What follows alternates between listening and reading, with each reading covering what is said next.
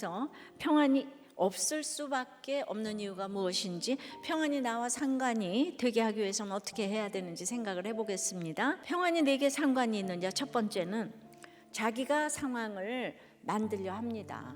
그러니까 평안과 상관이 없어요.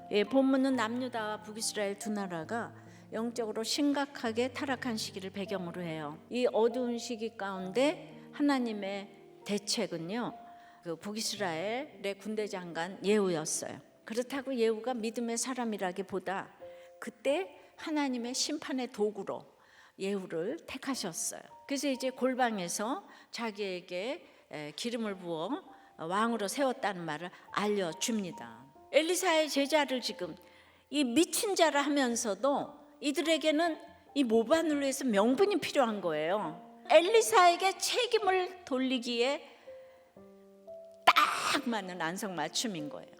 그런데 예후 마음속에 왕이 될 욕심이 있든 없든 지금 이 상황은 예후가 만든 것이 아니에요. 이건 하나님이 만드신 상황이에요. 그래서 예후가 이 엄청난 일을 일사천리로 진행할 수 있었던 거예요. 예후는 하나님을 잘 모르니까 자기 스스로 한다고 생각을 했어요. 나에게 유리한 상황을 스스로 만드는 사람은 평안할 수가 없다는 거예요.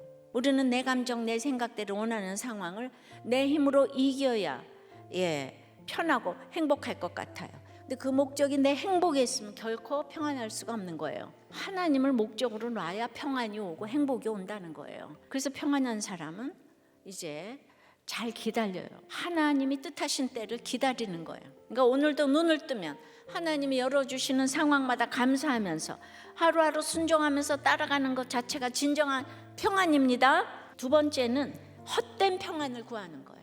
뜻밖의 상황이 열린 예후가 길르앗 라못에서 군대의 충성 맹세를 받고 즉위식을 마쳤는데요. 그냥 왕이 되자마자 권세를 휘두르네요. 반란의 소문이 요람에게 들어가지 못하도록 이 상황을 통제하라. 자기 명령으로 자기가 원하는 상황을 만들고자 하는 거예요. 불안하니까 가만히 앉아 있을 수가 없죠. 그래서 이제 성 출입을 봉쇄하고는 곧장 병거를 타고 요람에 있는 이스라엘로 갑니다. 불안을 없애려는 모든 노력과 수고는 결국 더 깊은 불안을 일으킵니다. 헛된 평안을 구하면 참 평안을 얻지 못하는 거예요. 예후의 병거까지 달려간 연락병은 평안하냐는 왕의 질문을 전합니다. 구시대의 왕 요람을 새 시대의 왕인 자신이 제거할 거다.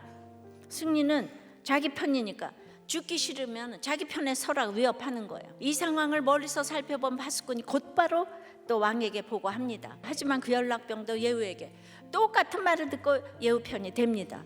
요람은 두 번이나 병사를 보내 평안하냐는 질문을 예후에게 던집니다. 수고 하나도 없이 열매만 딱 바라고 있는 모습이에요. 십자가 없이는 영광도 없는데 우리는 십자가는 너무 싫고 영광만 좋아합니다. 우리가 육이 무너지는 것만큼 영이 세워지는 거예요. 어떤 말을 들어도 어떤 사건이 일어나도 평안하려면 십자가 없는 영광은 없다는 걸 인정해야 합니다. 예수님과 함께 하는 것 자체가 평안이에요. 세 번째는 악을 끊지 못합니다. 그래서 이제 평안과 상관이 없어요. 지금 오고 있는 사람이 다름 아닌 예후라는 거예요. 근데 이 보고를 듣자마자 요람이 병거 타고 나섭니다. 또 같이 있던 남유다의 왕 아하시아도 같이 나서요. 눈치를 채야 하는데 예후를 그냥 철석같이 믿어요. 예후는 요람을 죽이러 왔어요. 그래서 두 사람이 탄 병거가 만나는데 바로 그 장소가 이스라엘 사람 나봇의 토지인 거예요. 아까 이세벨이 이 토지를 빼앗으려고 나봇을 죽였잖아요. 바로 그 땅이에요. 요람은 예후가 그저 이제 믿을 수 있는 장군으로 보입니다. 직접 이제 평안하냐 물었어요. 어떤 수고나 헌신도 하지 않았는데 평안이라는 열매를 꼭 손에 넣고 싶은 거예요. 이 질문에 대한 예후의 대답은 이제 무섭고 단호합니다.